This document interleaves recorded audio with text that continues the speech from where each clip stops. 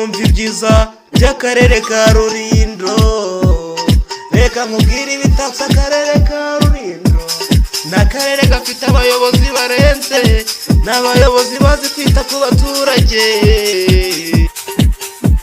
Yoyo babazaniye iterambere rirambye, kuko uragera hirya no hino ugasanga amavuriro arahari, amashanyarazi hirya no hino, imigezi yose nakubwira.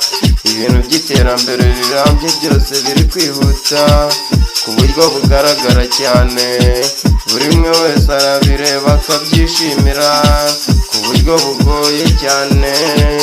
Abantu kuba babihakana ibyo byo yaba ari ikibazo gikomeye cyane.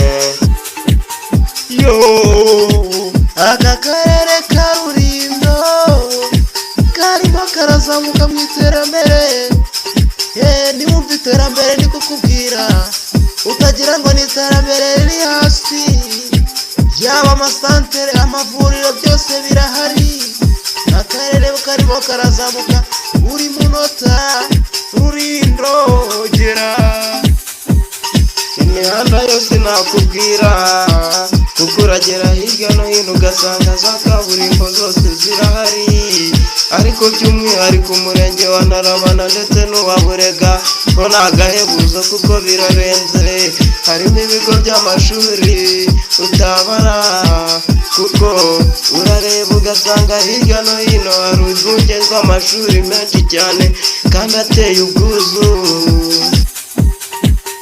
noneho n'ikiyongeyeho, harimo n'abana bafite impano, yaba impano zo gukina komedi, yaba impano zo gukina amafilimi, yaba impano zo kuririmba. Harimo abana benshi bafite impano, urugero ni nk'aba bana bitwa ba Bimani ndetse n'aba Jimmy, bafite channel yabo yitwa Kwivuko Bimani, iyo bita Jimmy Music. Hose bafite impano.